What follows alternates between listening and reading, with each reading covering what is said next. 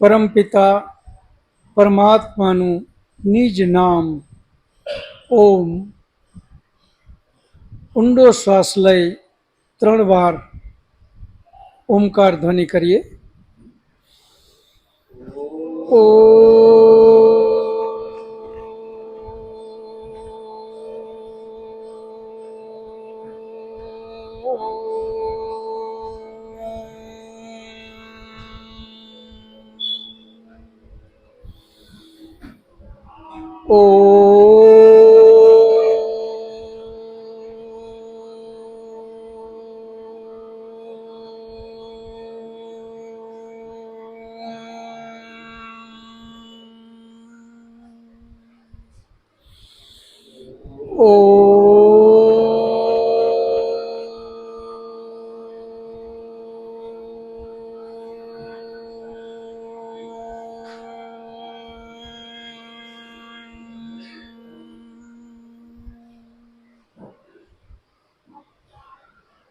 ઓમ વિશ્વાનિ દેવ સવિતર્દુરિતાનિ પરાશોવ યત ભદ્રમ તન્ન આશોવ. હે પરમ કૃપાળુ પરમાત્મા, હે દયાળુ, તું એવી કૃપા કર મારી અંદર રહેલા દુર્ગુણ દુર્વ્યસન એ બધા જ મારાથી કોસો દૂર થઈ જાય અને જેનાથી મારું કલ્યાણ થાય, જેનાથી મારી આત્મિક ઉન્નતિ થાય એવા સદ્ગુણોથી તું મને ભરી દે.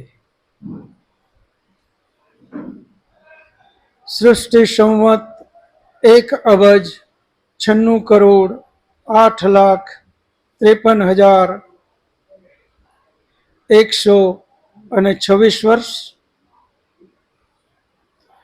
વિક્રમ સંવંત 2082. અષાઢ સુદ 11, તારીખ 6/7/2025, રવિવાર. વૈદિક મહાસભા દ્વારા વેદ અધ્યયનનું આ 45મા સત્રમાં આપ સૌ આધ્યાત્મ પ્રેમી ભાઈઓ તથા બહેનોનું હાર્દિક સ્વાગત છે.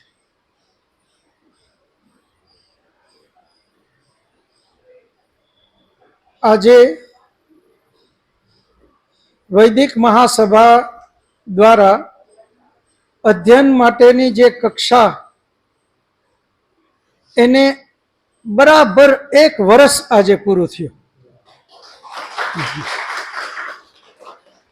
7/7/24 ચાલુ કર્યું અને એક્ઝેક્ટ 6/7/25 બરાબર 1 વર્ષ આજે પૂરું થયું. અને કક્ષા આપણી છે આ 45મી.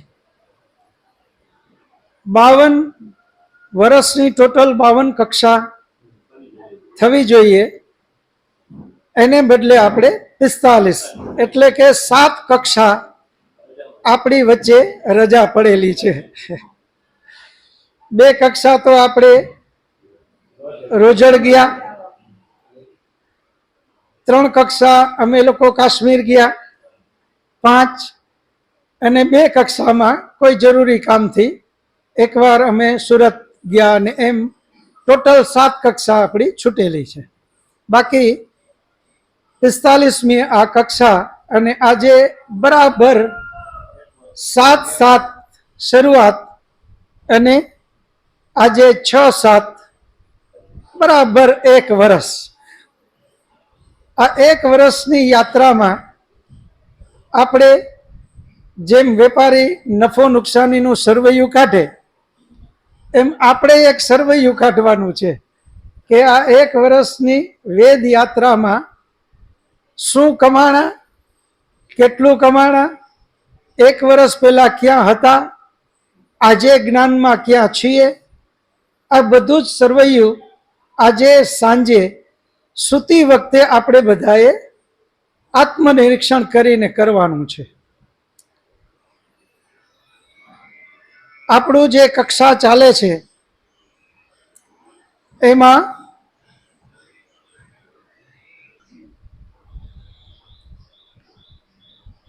કર્મફળ ઉપર જે કાંઈ થોડી ઘણી વાતો બાકી રહી ગઈ છે એ ખાસ તો તમારા પ્રશ્નો.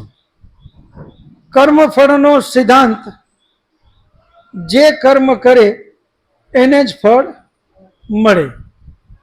બીજું, કર્મ કરવાના 3 સાધન. એક મન, બીજું વાણી, ત્રીજું શરીર. આ કર્મ કરવાના 3 સાધન. એ જ રીતે 3 રીતે આપણે કર્મ કરીએ છીએ. પહેલું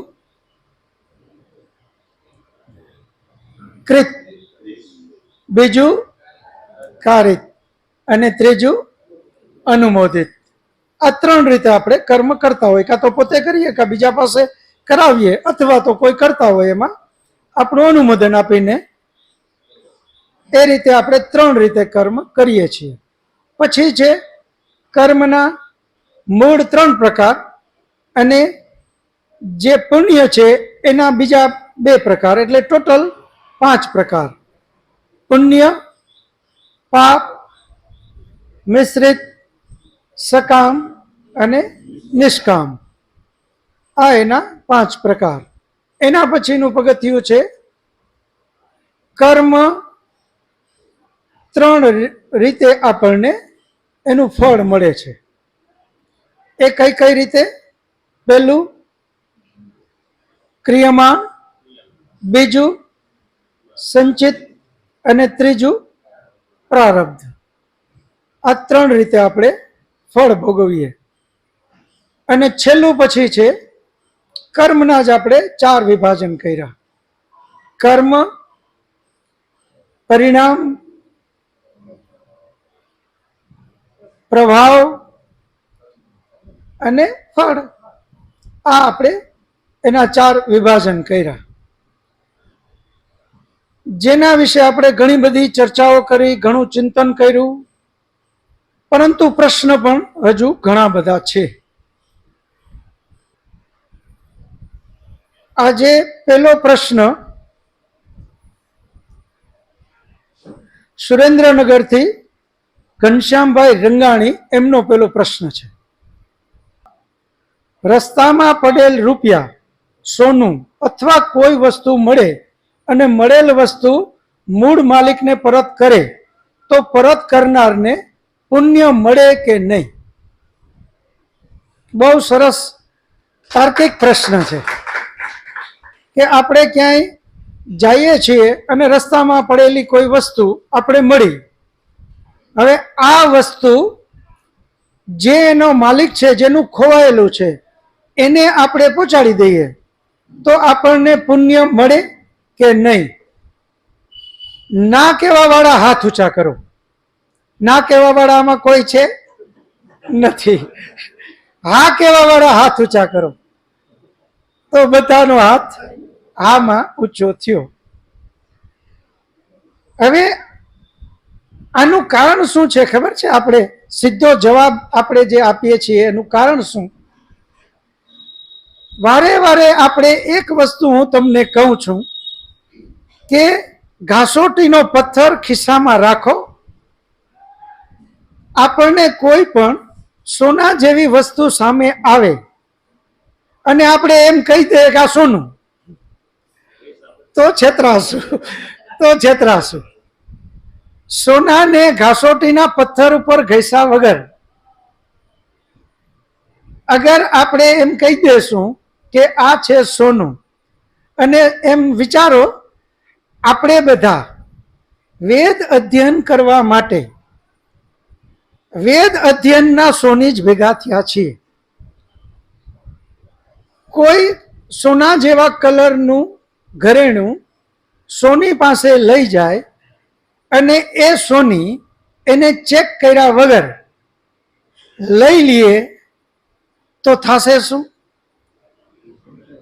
એ સોની નુકસાનીમાં જવાનું. આપણે વેદ અધ્યયન કરવા વાળા સોની છીએ. કોઈ પણ વસ્તુ, કોઈ પણ વાત આપણી સામે જ્યારે આવે ત્યારે એનું પરીક્ષણ કર્યા વગર તરત જ ખરીદી ન કરી લે. જો તરત જ ખરીદી કરી લેશું તો આપણે નુકસાનીમાં જશું.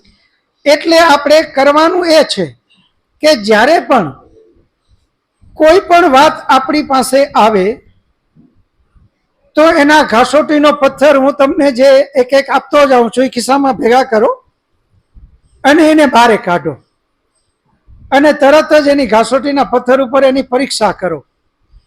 પરીક્ષા કરી અને પછી જ નિર્ણય ઉપર આવો કે આમાં આમ હોઈ શકે. નહીતર જેમ સોની વગર ઘાસોટીના પથ્થરે ચેક કર્યા વગર સોના જેવું લાગે ને લઈ લઈએ અને નુકસાનીમાં જાય, એમ આપણે પણ નુકસાનીમાં જાશું. હવે અહીંયા વિચાર એ કરવાનો છે, આપણે લોકોએ પુણ્યનો સિદ્ધાંત અને નિયમ આપણે જાણીએ છીએ. જે કરે એને જ ફળ મળે. રસ્તામાં કોઈ હાલીને જાય છે અથવા તો એમની દુકાને કોઈ કસ્ટમર શોપિંગ કરવા આવ્યું, ખરીદી કરવા આવ્યા, અથવા કોઈ પણ જગ્યાએ કોઈ બીજાની વસ્તુ પડેલી છે અને એ કોઈના હાથમાં આવે તો એ વ્યક્તિને મળી એ વસ્તુ એમની માલિકીની છે? મળી એટલે નહીં. એમણે એમના માટે કોઈ મહેનત કરેલી છે? નહીં.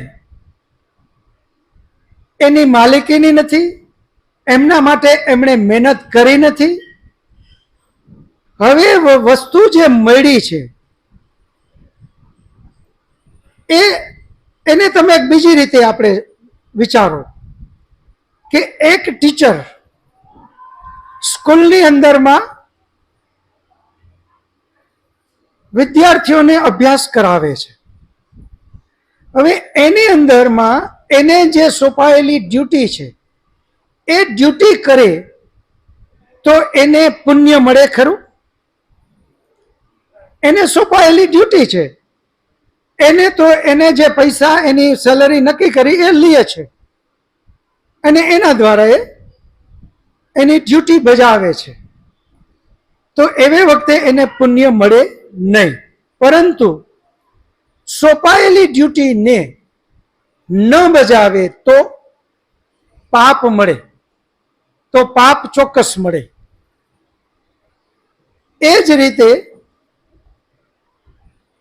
આપણા ઘરની અંદરમાં એક નવજાત બાળક, એને પૂરો પરિવાર એની કાળજી લે છે. માં એને દૂધ પીવડાવે અને મોટું કરે. અહીંયા એને કોઈ પુણ્ય મળે ખરું? અહીંયા કોઈ પુણ્ય મળે ખરું? નહીં. શું કામે? એનું એક કર્તવ્ય છે, એણે એક કર્તવ્ય બજાવવાનું છે. એ કર્તવ્ય બજાવે, કર્તવ્યમાં પુણ્ય ન મળે, પરંતુ જો એ ન એને દૂધ પીવડાવે, જો ઘરના એની કાળજી ન લે તો પાપ મળે. પાપ ચોક્કસ મળે, પરંતુ પુણ્ય ન મળે. દરેક જગ્યાએ પરમપિતા પરમાત્માએ આપણને કર્તવ્ય અને ફરજ આની બધી જ વાતો કરી છે. પહેલો જ ઉપનિષદનો પહેલો જ મંત્ર ઈશાવાસ્યમ ઇદમ સર્વમ યત ક્વિંચ જગત્યામ જગત તેન ત્યક્તેન ભુંજીથા મા ગૃધ કશ્યસ્વિધનમ. હે મનુષ્ય, ક્યારે પણ તું કોઈ પણ બીજાની વસ્તુની વિચાર પણ ન કરતો. લેવાની વાત તો દૂર, પરંતુ વિચાર પણ ન કરતો. હવે આવી જ્યાં આજ્ઞા છે ત્યાં હવે રસ્તામાં પડેલી વસ્તુ આપણને મળે, આપણે એના માલિકને પહોંચાડી દઈએ તો અહીંયા પુણ્ય મળે નહીં. કારણ એ છે કે એ આપણું કર્તવ્ય છે, આપણી વસ્તુ નથી. આપણે વેદ વિચારક છીએ. આપણે આટલું એકદમ નબળી વાતને વિચારીએ નહીં કોઈ દિવસ. આપણે તો ખૂબ આગળનું વિચારવાનું છે. આટલામાં જો પુણ્ય માની બેસશું તો આપણે ડગલે ને પગલે બધે જ પુણ્ય પુણ્ય ગણતા જશું અને આપણે પોતાની જાતને પુણ્યશાળી બનાવી લેશું. પરંતુ પરમપિતા પરમાત્માએ દરેક જગ્યાએ એના કર્તવ્ય નક્કી કર્યા છે. જેમ કે અહીંયા આપણે વાત કરી બાળકની, કે માતા પિતા ઘર આખું બાળકને મોટું કરે, એનું કર્તવ્ય છે, એમાં એને પુણ્ય મળે નહીં. એ ન કરે તો પાપ મળે. એ જ રીતે હવે ઉલટું વિચારીએ, ઘરની અંદરમાં મોટી ઉંમરના આપણા વડીલો, માતા પિતા, કાકા કાકી, કોઈ પણ વડીલ, દાદા દાદી, એમની જે હૃદયથી સેવા કરે, દિલથી સેવા કરે તો એને પુણ્ય મળે નહીં. એ એનું કર્તવ્ય છે, એનું કર્તવ્ય છે કે એને કરવું જોશે. પરમપિતા પરમાત્માએ આજ્ઞા કરેલી છે વેદમાં કે તારે તારા વડીલોનું, આપણે જે પિતૃ શ્રાદ્ધ કહીએ છીએ એ ખરેખર તો મૃત્યુ પછી નથી. વેદમાં વિધાન છે કે જે જીવિત માતા પિતા, જીવિત વડીલો, દાદા દાદી જે જીવિત છે એમની સેવા કરવી, એનું નામ છે પિતૃ શ્રાદ્ધ. શ્રાદ્ધ શબ્દ સત્ય ઉપરથી આવેલો છે. શ્રાદ્ધ એ મૃત્યુ પછીના માટેનું નથી. જે જીવિત છે વડીલો, એના માટે આપણે શું કરીએ છીએ એનું નામ શ્રાદ્ધ છે. તો ત્યાં પણ આ જ વસ્તુ જો નહીં કરીએ તો પરમાત્માના દંડના ભાગીદાર બનવા માટે રેડી જ રહેવું પડશે. અને જો કરશું તો એ આપણે આપણું કર્તવ્ય બજાવ્યું, એનું પુણ્ય નહીં મળે. પરંતુ હવે એક વિશેષ વાત આપણે લઈ જઈએ. જેમ અહીંયા પ્રશ્ન છે કે એક વસ્તુ રસ્તામાં મળી અને એ વસ્તુ આપણે જેમની હતી એમના સુધી પહોંચાડી, આનાથી પુણ્ય ન મળે, પરંતુ એક વસ્તુ બહુ મહાન મળશે અને એ છે સંસ્કાર. એ સંસ્કાર એટલા હદ સુધી મહત્વના છે કે પુણ્ય તો જે કાંઈ સુખ સુવિધા ભોગવી લેશું તો એ પુણ્ય તો ઓછું થઈ શકશે. પુણ્યમાં ઘટાડો થાય, પાપ માટે દંડ ભોગવી લીધું તો એમાંય ઓછું થશે, પરંતુ સંસ્કારને ભોગવી શકાતા નથી. એ કાયમી આપણા ભેગા રહીએ છે. એક વાર કોઈની વસ્તુ રાખી લીધી આપણી સાથે, આપણા ઘરના મેમ્બરો છે, બાળકો છે, અને કોઈ નથી તો આપણે સ્વયં, આપણી અંદર એના સંસ્કાર પડ્યા. અને એ સંસ્કાર ચોરીથી કમ નથી. કારણ કે અંદરથી અવાજ આવે છે કે આ જેનું છે મારે આપી દેવું જોઈએ. એ અવાજને દબાવી અને લાલચમાં ફસાય અને એ રાખી લે, એટલે એને ચોરીના સંસ્કાર પડ્યા. અને એ જ સંસ્કાર એને ઈચ્છા જગાવશે, એ જ ઈચ્છા પ્રયત્ન કરાવશે અને એ જ પ્રયત્ન એને કર્મ કરવા માટે પ્રેરિત કરશે અને છેલ્લે એ કર્મ કરશે. જે સંસ્કાર એને પડી ગયા એ એને કર્મ કરાવવા માટે બાધ્ય કરશે. જે નબળા સંસ્કાર, ફરી ફરીને કહું કે નબળું કર્મ થઈ ગયું, એનો દંડ ભોગવી લેવાથી એમાંથી મુક્તિ મળે, પરંતુ નબળો સંસ્કાર પડી ગયો એને ભોગવવા માટેની કોઈ વ્યવસ્થા નથી. એટલે બહુ સાવધાન આપણે રહીએ. જ્યાં આવા સંસ્કાર અને એનાથી ઉલટું એ જ વસ્તુ જેની છે ત્યાં સુધી પહોંચાડી તમે જોવો પરમાત્માનો કર્મફળની વ્યવસ્થા, જેવું પહોંચાડ્યું એવો એના અંદરથી આનંદ આનંદ આનંદ. કારણ કે પરમપિતા પરમાત્માની આ વ્યવસ્થા છે, એની આજ્ઞા મુજબ જીવે એને આનંદ જ આવે. એની આજ્ઞાથી વિરુદ્ધ એટલે તરત જ ભય, લજ્જા, છુપાવવું, કોઈને ખબર પડી જાય નહીં, આની તકેદારી રાખવી, આ બધી જ વાતો એની સાથે જોડાયેલી છે. અને જેમ સારું કર્મ કરે એટલે તરત જ એનો પ્રચાર પ્રસાર, કોઈ આવે એને ખબર ન હોય તોય વાત માંડે, અને એ વાત એના સુધી પહોંચે નહીં ત્યાં સુધી ને મજા, એ આ આનંદ છે. આનો અર્થ એવો નથી કે એની મોટાઈ, બંને કદાચ મોટાઈ પણ હોય, પરંતુ આ આનંદ માટે પણ છે. અને આ આનંદ એને પરમપિતા પરમાત્મા આપે છે. માતા પિતાની સેવા એ સંસ્કાર, જેમ ગલત સંસ્કાર એના બાળકોએ જોયા, એને પણ ચોરીની ઈચ્છા થઈ, એમ અહીંયા પણ આ જ વાત લાગુ પડે. જે માતા પિતાની સેવા હૃદયથી કરે છે, એને ખૂબ ખુશ રાખે છે, એને રોજ 5 મિનિટ એની પાસે બેસી અને વાતો કરે છે, એને પોતાને તો આનંદ આવશે જ, એને તો સંતોષ થશે જ કે હા, મેં મારી માં, દાદી, દાદા, કોઈ પણ પપ્પા, એને મેં ખુશ કર્યા. એની સાથે એને એક જે વિશેષ આનંદ છે એ બાળકો પણ આ બધું જોવે છે કે મારા મમ્મી, મારા પપ્પા, મારા દાદા દાદીનું કેટલી કાળજી રાખે છે, એનામાં એ સંસ્કાર ઉતરશે અને આ ક્રમ એનામાં પણ જશે. અને જે લોકો નથી કરતા અને એના બાળકોને આ જ બધા સંસ્કારો આપે છે, એ એમ ન માની લે કે મેં આ બહુ સારું કરી લીધું, એણે આના માટે તૈયાર જ રહેવાનું છે. તો જ્યાં પણ કોઈ પણ વસ્તુ કોઈ પણ રસ્તામાંથી મળે, ઘરે માની લ્યો કે બાળક લઈ આવ્યો, તો વડીલોની કર્તવ્ય છે, ફરજ છે કે એને સમજાવે કે નહીં બેટા, આ રસ્તામાંથી મળેલી વસ્તુ છે, આ આપણી નથી, આ જ્યાંથી મળી ત્યાં જા, એને ગોત અને એને તું પહોંચાડ. કોઈ પણ હિસાબે એના મૂળ માલિક સુધી પહોંચાડવું એ આપણું કર્તવ્ય છે. એનું પુણ્ય નહીં મળે, પરંતુ એના સંસ્કાર બહુ ઉમદા મળશે, જે પુણ્ય કરતા પણ ઘણું આગળ વધી જશે.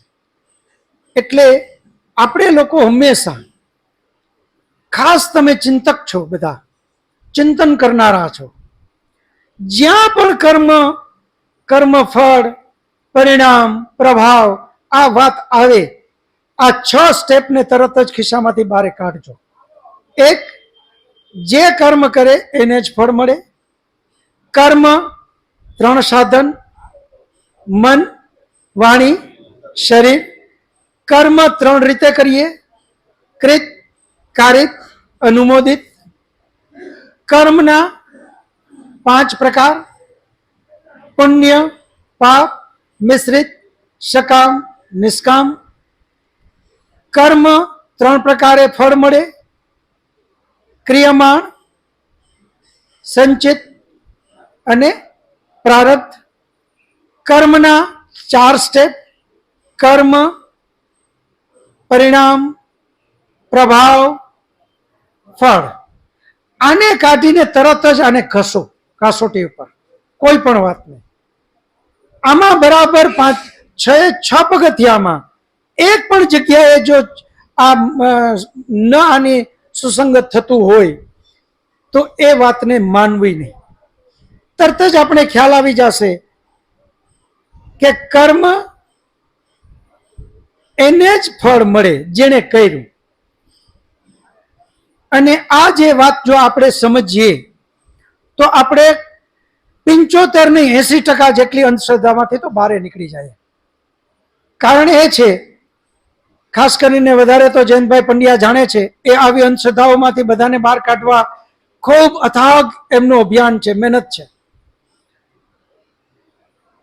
છે નહીં હાજર અહીંયા. એના મોક્ષ માટે કેટલી અંધશ્રદ્ધાઓ આપણે કરીએ છીએ. જ્યારે ગીતાનો મહાન સિદ્ધાંત વેદનો મહાન સિદ્ધાંત કે જે કર્મ કરે ફળ એને જ મળે. હવે જે હાજર જ નથી એના માટે આપણે કેટલા કેટલા કર્મ કરીએ છીએ જેમાં એ હાજર જ નથી, તો ફળ એને કઈ રીતે મળે? શું કૃષ્ણ કરતા આપણે મહાન? શું વેદ સ્વયં પરમાત્મા એના કરતા આપણે વધારે મહાન? કોઈ પણ વાત આવે એમાં આ સિદ્ધાંતને બહાર કાઢજો. કોઈનો પ્રશ્ન હોય તો. વિનોદભાઈ અડિયા, વૈદિક મહાસભાના સભ્ય. મારો પ્રશ્ન એ છે કે આપણે સમાજમાં 3 સ્ટેપ જોઈએ છીએ. એક તો અમીર વર્ગ છે, બીજો મધ્યમ વર્ગ છે, અને ત્રીજો દલિત વર્ગ છે, સેવક વર્ગ છે. તો એમાં સૌથી જે નીચે કક્ષાએ છે સૌથી વધારે મહેનત એ જ કરે છે અને સૌથી ઓછું વળતર એને જ મળે છે અને એના વગર દુનિયા ચાલે પણ નહીં. બીજો વર્ગ આવે છે મધ્યમ વર્ગ, જે પોતે ક્યાંય નોકરી ધંધો કરી લે છે અને પીસાતો પોતાનું કંઈક એકાદું મકાન લે તો ઉંમર વીતી જાય ત્યાં સુધીમાં એના હપ્તા ચાલુ હોય છે, એટલે એ ટેન્શનમાં જ રહેતો હોય છે. અને ત્રીજો વર્ગ છે અમીર વર્ગ. અમીર વર્ગ પાસે પૈસા ખૂબ છે, તો એની પાસે પૈસા ક્યાંથી આવ્યા આપણે વિચારીએ તો એમાં એવું નથી કે બુદ્ધિશાળી છે એટલે એની પાસે પૈસા આવ્યા. એની પાસે પૈસા છે એટલે પૈસા આવ્યા. આપણે આજે સમજીએ છીએ કે પૈસો છે ને એક લોચુંબક છે જે પૈસાને ખેંચે છે, એટલે એની પાસે પૈસાથી પૈસો ખેંચાય છે અને એ પૈસાવાળો હંમેશા રહે છે અને મહેનત તો લગભગ નહીં જેવી જ કરે છે. કદાચ એની પાસે કોઈ એવું હાથમાં આવી ગયું એ કામ, એના લીધે એ પૈસાવાળા જ રહે છે. તો આ 3 પ્રકારના જે ડિફરન્સ છે, વધારે મહેનત કરવાવાળાને કાંઈ નથી મળતું, ઓછી મહેનત કરવાવાળાને બધું મળે છે અને મિડલવાળો તો હંમેશા ટેન્શનમાં જ રહે છે. તો આની વ્યવસ્થા હું આજના પેપરમાં પણ આવ્યું છે, નીતિન ગડકરીજીએ કીધું જ છે કે આ વ્યવસ્થા સરકારનું આ એવું રાજ ચાલી રહ્યું છે કે જ્યાં પૈસાવાળા હજી પૈસાવાળા બનતા જાય છે અને ગરીબ હજી પણ ગરીબ બનતા જાય છે. તો આનું કારણ શું?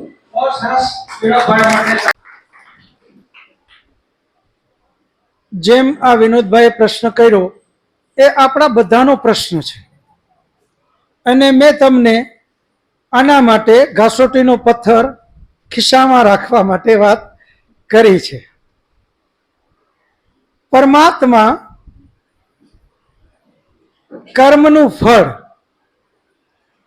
3 રીતે આપે છે, એ આપણે ચર્ચા કરી. પહેલું જાતિ, બીજું આયુ અને ત્રીજો ભોગ. આના સિવાય પરમાત્મા પાસે કોઈ ચોથી સિસ્ટમ નથી. જાતિ, આયુ અને ભોગ, આ 3 રીતે પરમાત્મા એનું ફળ, કર્મનું ફળ આપે છે. હવે પહેલી વાત રહી જાતિ. 50-50%, 50% સારા કર્મ અને 50% ખરાબ કર્મ જેના છે એને મનુષ્ય, 50%થી ઓછા સારા અને વધારે ખરાબ તો પશુ.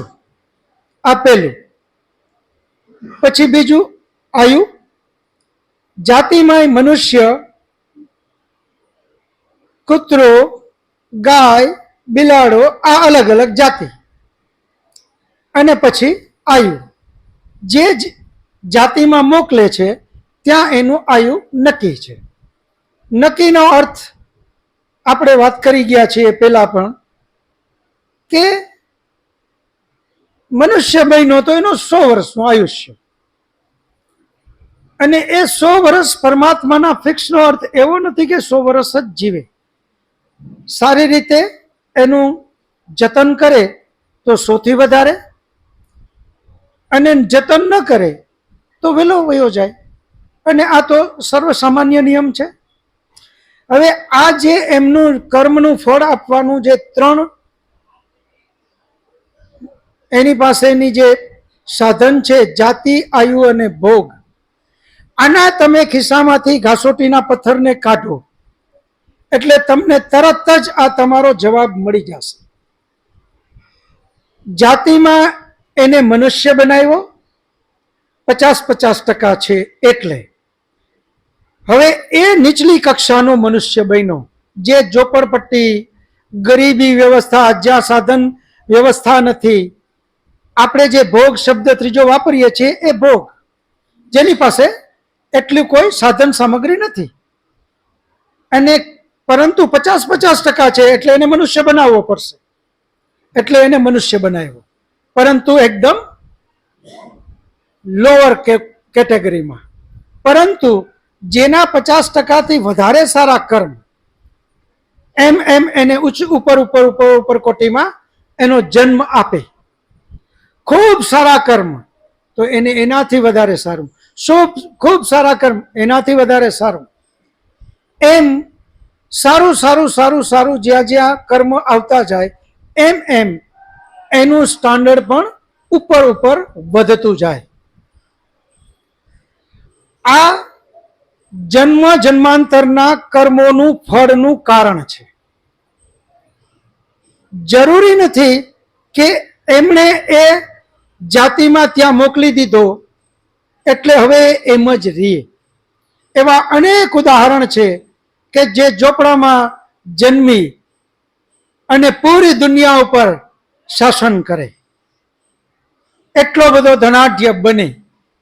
પરમાત્માએ એને કર્મ કરવામાં સ્વતંત્ર બનાવ્યો છે, અને એ પ્રમાણે એને ફળ પણ આપે જ છે.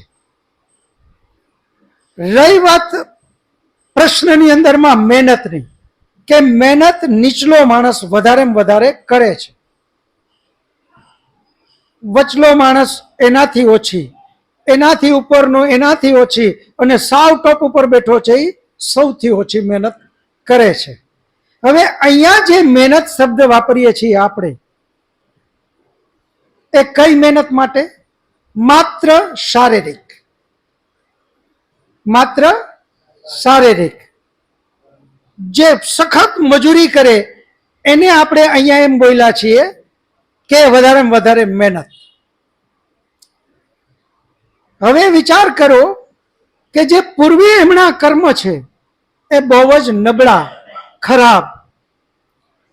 હવે વધારે મહેનત કરે એટલા માટે તો પરમાત્મા એને ત્યાં મોકલો છે, એવી જગ્યાએ એનો જન્મ આપ્યો છે, કારણ કે એના કર્મો સારા નહોતા. એટલે તો એમનો જન્મ એવી જગ્યાએ, એવા માતા પિતા, એવો ગ્રહસ્થ, એવું ઘર જ્યાં સુવિધાઓ નથી, ત્યાં એનો જન્મ આપવાનું કારણ જ એ પરમાત્મા એમને નથી આપી દીધું, એમના કર્મનું જ ફળ છે. છતાં ત્યાં એને ભગવાને બુદ્ધિ આપી, અને પાછું કીધું એ છે કે હજી તું સુધરી જા, અને જો સારા કર્મ કરવા માંડ તો તું આમાંથી બહાર નીકળી શકીશ, અને એને બહાર નીકળે પણ છે. રહી વાત હવે મેઇન મુદ્દાની, અહીંયા આપણે સુખી અને દુખી, આનંદ અને શોકમગ્ન, એની પરિભાષા આપણે બધા, ફરી પાછો કહું કે વેદ ચિંતન કરવા વાળા છે. આપણું ચિંતન સામાન્ય નહીં રાખતા, આપણું ચિંતન એક અલગ કક્ષાનું ચિંતન આપણું છે. આપણે સુખી અને દુખી, આનંદિત અથવા દુખી, માત્ર એની જે સુખ સુવિધાઓ છે, અથવા તો એમની પાસે જે પૈસો, ધન, દોલત, જમીન, જાયદાદ જે છે એના ઉપરથી જો લગાવશું તો શક્ય છે કે આપણે આપણો ધ્યેય ચૂકી જશું, બને આપણે ગલત દિશા પકડી લેશું. આપણે લોકોએ મગજમાં ચોક્કસ રાખવાનું છે કે જે દેખાતો અત્યારે સુખી દેખાય છે, જેની પાસે ખૂબ સુખ સુવિધાઓ છે, જરૂરી નથી કે એ પરમાત્માની નજીક હોય. વેદનું ચિંતન કરનારા વ્યક્તિએ તો હંમેશા એની અંદર જઈને ઝાંકવું કે આનું લેવલ કયું છે, કદાચ બને ઝોપડામાં રહેનારો જે વ્યક્તિ છે એમાં અને મહેલમાં રહેનારા વ્યક્તિના લેવલમાં કોઈ ફરક નહીં હોય. ઝોપડામાં પણ રોજ પીને સૂવે છે, મહેલમાં પણ રોજ પીને સૂવે છે. ઝોપડામાં જે તે ખાય છે, મહેલમાં જે તે ખાય છે. ઝોપડામાં રોજ ઝઘડા કુટુંબમાં છે, મહેલમાં પણ રોજ ઝઘડા છે. ફરક માત્ર આપણી દ્રષ્ટિનો છે.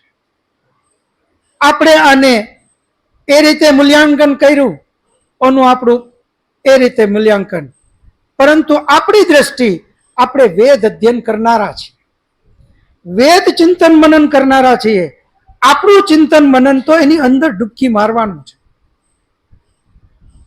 એ પછી ઝોપડામાં રહેતો હોય અને જો ઋષિ તુલ્ય હોય તો એને આપણે પગમાં પડી જાય, અને મહેલમાં રહેતો હોય અને જેનું ચરિત્રનું ઠેકાણું નથી તો એમાં આપણે ઝોપડામાં જેનો ચરિત્ર સારું નથી એમાં બેયને એક સમાન ગણીએ, એમાં કોઈ ભેદ ન કરીએ. રહી વાત હવે આગળની, એક વ્યક્તિ, મેં આની પહેલા પણ ઉદાહરણ આપ્યું હતું કે ટેબલ ટેનિસની ગેમ રમે છે. ટેબલ ટેનિસમાં દિવસ રાત મહેનત કરે, કેટલા બધા તો એને શીખવાડવા માટે રાખ્યા ટ્રેનર, કેટલા બધા અલગ કન્ટ્રીમાં પોતે જઈને મહેનત ખૂબ કરી. હવે જે દિવસે એની સ્પોર્ટ્સ દિવસ છે અને જ્યાં એ રમવા ગયો, ગોલ્ડ મેડલ જ્યારે મેળવવાની વાત આવે ત્યારે આપણે એને કેટલી મહેનત કરી એના ઉપર એને ફળ આપીએ છીએ. દેખાવ કેવો કર્યો, પ્રદર્શન કેવું કર્યું, એના આધારે આપણે એને પહેલો નંબર બીજો નંબર આપશું. નહીં કે એને 24 કલાક મહેનત કરી, નહીં કે એને વિદેશમાંથી ટ્રેનરને બોલાવ્યા, એના આધારે એને મેડલ નહીં મળે.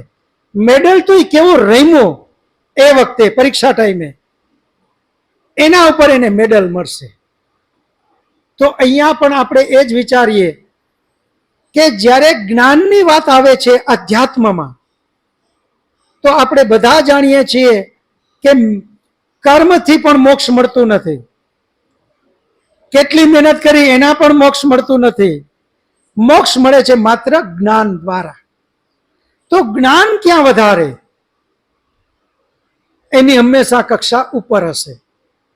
મહેનત કોણ કેટલું કરે છે એની કક્ષા કોઈ દિવસ ઉપર નહીં હોય. જ્યાં જ્ઞાન કેટલું વધારે એનું હંમેશા પૂજન થશે. માત્ર શક્તિ, એનાથી પૂજન નથી થતું.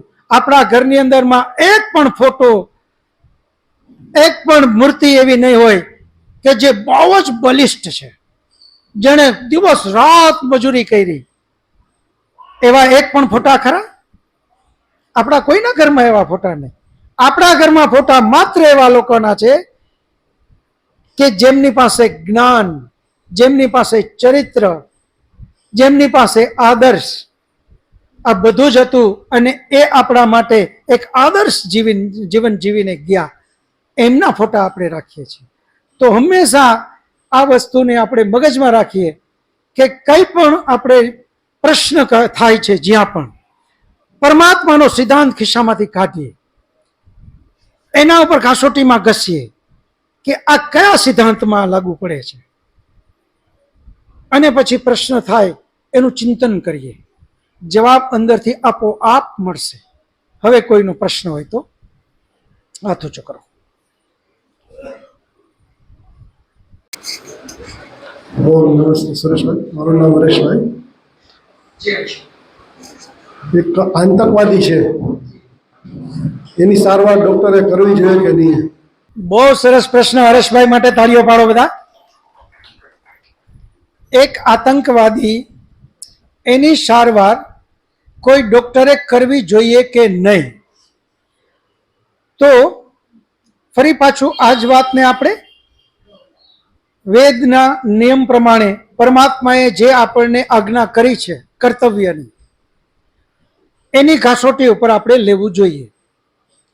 અને એ ઘાસોટીનું પેલું પ્રમાણ શું કે જે ડોક્ટર પાસે એ આતંકવાદી ગયો એ વખતે એ આતંકવાદી નથી, એને કોઈ બીમારી છે અને બીમારીના કારણે એ ડોક્ટર પાસે ગયો. ડોક્ટરનું કર્તવ્ય છે કે એમની પાસે કોઈ પણ બીમાર વ્યક્તિ આવે એની એણે સારવાર કરવી, એણે સારવાર કરવી જ જોઈએ, કારણ કે એમનું એ કર્તવ્ય છે. તો ડોક્ટર પાસે આતંકવાદી જાય, ચોર જાય, સજ્જન જાય, વિદ્વાન જાય કે ઋષિમુનિ જાય, એમનું કર્તવ્ય એણે એની સેવા કરવી જોઈએ, એની ટ્રીટમેન્ટ કરવી જોઈએ. એણે એમ ન માની લેવું જોઈએ કે આ તો આતંકવાદી છે એટલે હવે આ ભલે મરે. હા, એનામાં એ કેપેસિટી હોય તો એ આતંકીને સારવાર દરમિયાન એને સમજાવે કે જો મરતા વાર નહીં લાગે, આ તો તું ટાઈમસર અહીંયા પહોંચી ગયો, નહીતર મરી જાત, આ બધું બંધ કર, આ જીવન તને જેમ ગમે છે, તું આતંકવાદી બીજાને મારવા જા છો, છતાં તું તો જીવવા જ માગે છે ને, એટલે તું અહીં મારી પાસે આવ્યો. તો તું જેને મારવા જા છો એ જીવવા નથી માંગતા? તને તો બીમારી આવી, આટલી બધી તકલીફ, તોય તું જીવવા માંગે છે અને મારી પાસે આવ્યો. તું જેને મારવા જા છો એને તો કોઈ બીમારી નથી, વૃષપૃષ્ઠ છે, તારે તો નથી ઘર, નથી પરિવાર, આતંકી બનીને રખડે છે. તું જેને મારવા જા છો એનો તો ઘર છે, પરિવાર છે, માતા પિતા છે, પત્ની છે, બાળકો છે. આ તું કેમ વિચારતો નથી? આમ કરતો જાય અને એનું ટ્રીટમેન્ટ કરતા જાય. બને એ આતંકી ત્યાંથી ટ્રીટમેન્ટ લઈને નવી જિંદગી મળે તો કદાચ સુધરે પણ ખરો. પરંતુ ડોક્ટરની ફરજ છે કે એણે એની સેવા કરવી અને કરવી જ જોઈએ. સિવાય કોઈ પ્રશ્ન? દરેક જીવ પોતે ઈચ્છતો હોય છે કે ઈશ્વરભાઈ પરમાર, આપની પ્રેરણાથી દરેક જીવ ઈચ્છતો હોય છે કે મને મોક્ષ મળે, જન્મ જન્મમાંથી હું છૂટું. તો એ પાપ કરવા પ્રેરાય છે અને પુણ્ય કરવા પ્રેરાય છે. તો એવું કેવું એને પાછળ કે એને પાપ કરવા પડે અથવા પુણ્ય કરવાની પ્રેરણા મળે? આપણે જેમ વાત કરી એમ કે કર્મ આપણે જે કાંઈ કરીએ છીએ એની પહેલા શું વિચાર આવે, એની પહેલાનું પગથિયું શું? તો વિચાર. કર્મ આપણે કરીએ એની પહેલાનું પગથિયું શું? વિચાર. એ વિચારની પહેલાનું પગથિયું શું? તો સંસ્કાર. અને એ સંસ્કારની પહેલાનું પગથિયું શું? તો કર્મ. આ આખું એક સર્કલ છે.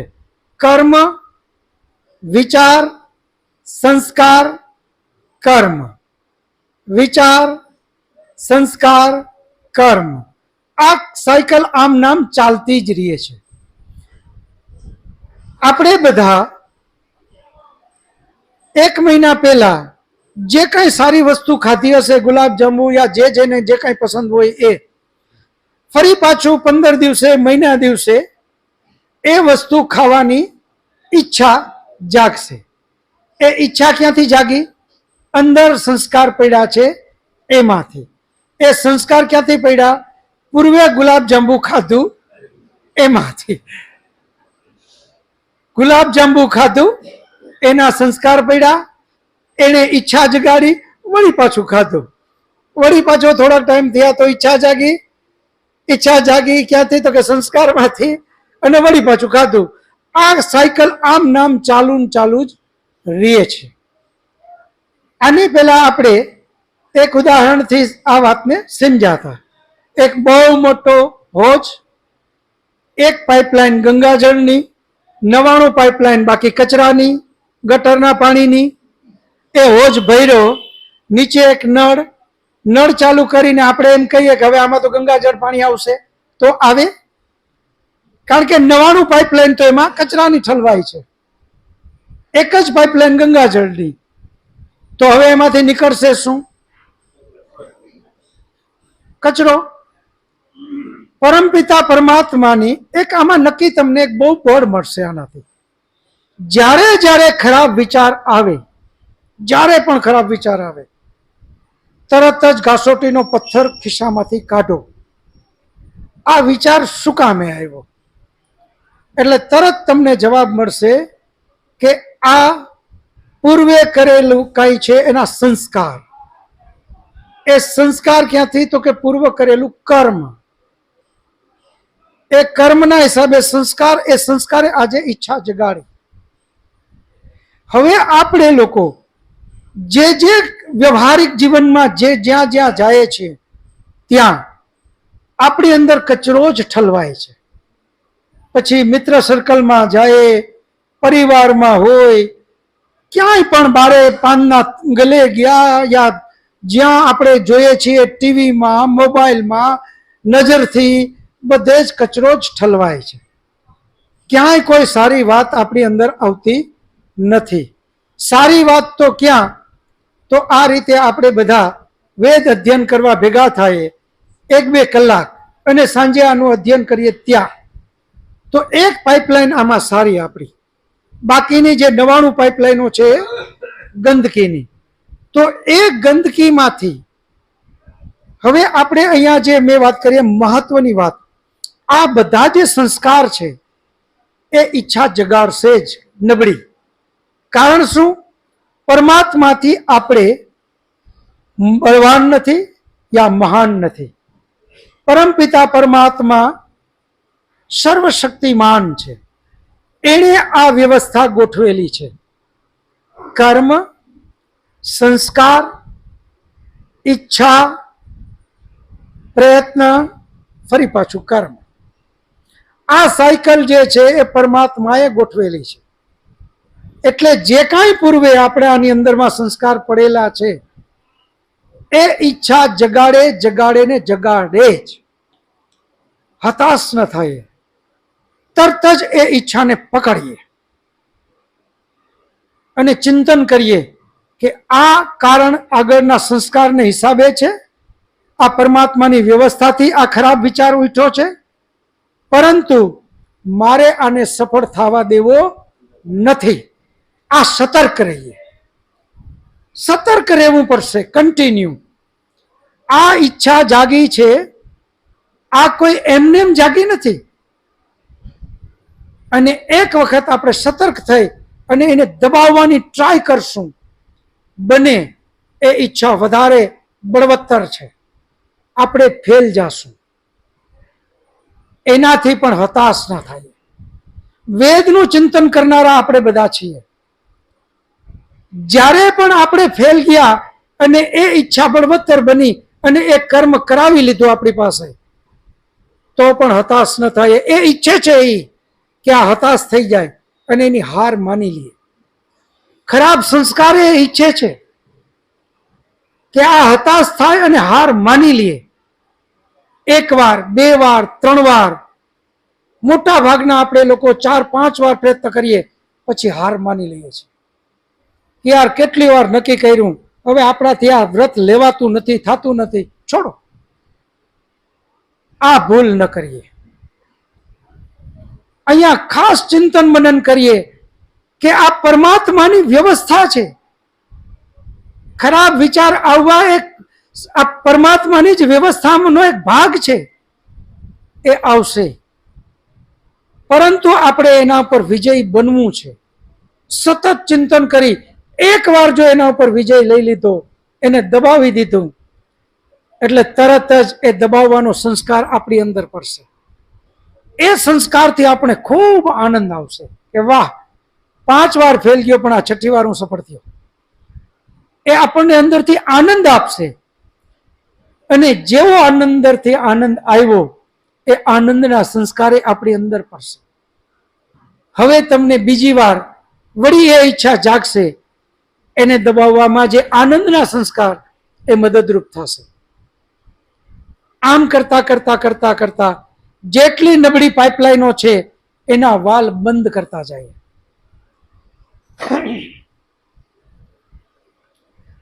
અને જ્યાં જ્યાંથી ખૂબ સારી વસ્તુઓ મળે છે એ પાઇપલાઇનોને વધારતા જાય. આસ્તે આસ્તે એક દિવસ આપણો વિજય થશે અને જે સારા સંસ્કારો આપણી અંદર પડેલા છે એ બધા જ સંસ્કાર આપણને અંદરથી ખૂબ ધક્કો મારતા રહેશે, ખૂબ ધક્કો મારતા રહેશે. એટલે પ્રશ્ન એ છે કે સારા વિચારો આવે અને ખરાબે આવે. એનો જવાબ એ છે કે એ આપણા પૂર્વે પડેલા સંસ્કાર. તમે ક્યારેય એવું નહીં વિચારો જે તમે કોઈ દિવસ જિંદગીમાં ટેસ્ટ કર્યો નથી, જે તમે કોઈ આઈટમનું નામ સાંભળ્યું નથી, જે આપણે કોઈએ એ આઈટમ જોઈ નથી, એવું ખાવાનું કોઈને મન થયું ક્યારેય? કે જેના વિશે ખબર જ નથી, કારણ કે આપણી અંદર એના સંસ્કાર નથી. તો ઈચ્છા જાગશે જ નહીં. ઈચ્છા હંમેશા એની જ જાગશે જેના આપણે પૂર્વે સંસ્કાર પાડેલા છે. એ જ હંમેશા ઈચ્છા જાગશે. સારું કરવાની ઈચ્છા એની જ જાગશે જેણે આવું ચિંતન મનન કરેલું છે. જેણે ચિંતન મનન જ નથી કર્યું તો એને તો આ વિચાર આવવાનો જ નથી. તો સારા અને નરસા બંને વિચાર આવવા એ પરમાત્માની જ વ્યવસ્થા છે. એનાથી આપણે છટકી નહીં શકીએ, બચી પણ નહીં શકીએ. માત્ર આપણે એની વ્યવસ્થા કરી શકશું અને પરમાત્માની આ વ્યવસ્થામાં આપણે લોકો એનું ચિંતન મનન કરી અને ખૂબ આગળ વધીએ. જ્યાં જ્યાં આવો પ્રશ્ન આવે ત્યાં ત્યાં આપણે એને રોકી એના ઉપર વિજય બનવાની ટ્રાય કરીએ અને જો વિજય થયા તો આગળ આગળ આપણે વધશું. હવે એક પ્રશ્ન જે અહીંયા લખીને મને મોકલો છે, રાજકોટના જ છે, ડૉક્ટર ધીરુભાઈ રાખોલિયા સાહેબ. એમનો પ્રશ્ન છે, કર્મ અને કર્મના ફળ બાબત બરાબર સમજણ પડે છે. જે કર્મ કરે તેને જ ફળ મળે, પરંતુ કર્મના પરિણામ અને પ્રભાવ અંગેની વાત સમજાતી નથી. કારણ કે કોઈના કર્મના પરિણામ કે પ્રભાવના કારણે અન્ય વ્યક્તિ સુખી કે દુઃખ ભોગવે તો જેણે સારું અથવા ખરાબ કર્મ કરેલ જ નથી છતાં સુખ કે દુઃખ ભોગવવું પડે તો પરમાત્માના ન્યાયની વાત મને સુસંગત લાગતી નથી.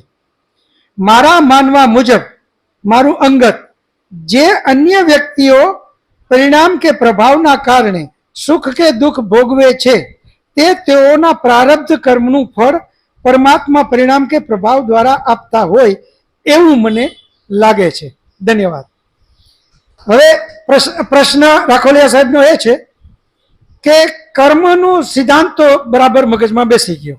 જે કર્મ કરે ફળ એને જ મળે, પરંતુ પરિણામ અને પ્રભાવ આ વાત બરાબર મગજમાં બેસતી નથી.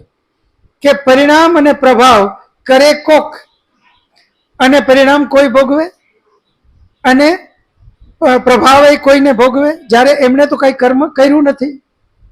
હવે અહીંયા જુઓ, રાખોલિયા સાહેબનું પ્રશ્નની શરૂઆતનું સેન્ટેન્સ એમણે એમ કીધું કે મને કર્મનો સિદ્ધાંત તો બરાબર સમજાઈ ગયો. જે કર્મ કરે એને જ ફળ મળે. આગળ એણે પ્રશ્ન શું કર્યો? મને પરિણામ અને પ્રભાવ એ વાત સમજાતી નથી. એટલે એનો જવાબ એણે ઉદાહરણમાં શું આપ્યો કે મારી દ્રષ્ટિએ મને એમ લાગે છે કે પરિણામ અને પ્રભાવ એ એના પ્રારબ્ધમાં લખેલું હોય અને અહીંયા એ ફળ ભોગવે છે એવું મને લાગે છે. એમણે એમ કીધું. હવે તમે બરાબર અધ્યયન કરો આ વાતનું. એક બાજુ આમણે એમ કીધું કર્મનું ફળ જે કરે એને મળે, એ વાત બરાબર સમજાઈ ગઈ. હવે આગળ જ તરત જ એમણે એમ કીધું કે મને અહીંયા એમ લાગે છે કે કોઈના કર્મનું પરિણામ અથવા પ્રભાવ આ ભાઈ એટલે ભોગવે છે કે એના પ્રારબ્ધમાં લખેલું છે. હવે આ બે વિરોધાભાસ વાત છે. ચિંતન કરો. એક બાજુ જે કર્મ કરે એને જ ફળ મળે, આને બરાબર સમજી લીધી. બીજી બાજુ કોઈએ કર્યું એનું પરિણામ અને પ્રભાવ દ્વારા આ મારા પ્રારબ્ધમાં લખેલું છે અને હું ભોગવું છું, આવું એને લખ્યું. તો પ્રારબ્ધમાં લખેલા કર્મનું ફળ જ ભોગવું ને. એને કાંઈ કર્યું નથી છતાંય પ્રારબ્ધનું ફળ ભોગવવા માટે સ્વીકાર્યું. એક બાજુ આપણે કહીએ કે કર્મ જે કરે ફળ એને જ મળે, અને ફળ ત્રણ પ્રકારના: ક્રિયમાણ, સંચિત અને પ્રારબ્ધ. ત્રણ પ્રકારના ફળ જેણે કર્યું એને જ મળે. હવે અહીંયા આપણે વાત કહી છે પરિણામ અને પ્રભાવની. કોઈએ કરેલું કર્મનું પરિણામ, કોઈએ કરેલા કર્મનો પ્રભાવ, અને એના પ્રારબ્ધને હિસાબે. અહીંયા જુઓ, તમે ચિંતન મનન કરો, આ વિષય બહુ લાંબો છે. પરમાત્મા ના નિયમો સાથે આ બધાને પાછા એક એક કરતા ખિસ્સામાંથી કાઢતા હતા, કાસોટીના પથ્થર. પહેલું તો જે કરે એને જ ફળ મળે. અહીંયા આમણે કાંઈ કર્યું નથી તો એને એના પ્રારબ્ધનું ફળ શું કામે મળે? એટલે અહીંયા ચોકડી મારી દો. પ્રારબ્ધ એનું ફળ હોઈ ના શકે, કારણ કે એને તો કાંઈ કર્યું જ નથી. બીજું, પરમાત્માએ બધા જ જીવને કર્મ કરવા માટે સ્વતંત્ર બનાવ્યો. હવે અહીંયા જો પ્રારબ્ધનું ફળ કોઈના હિસાબે એને મળતું હોય તો એ નક્કી કોણે કર્યું? પરમાત્માએ.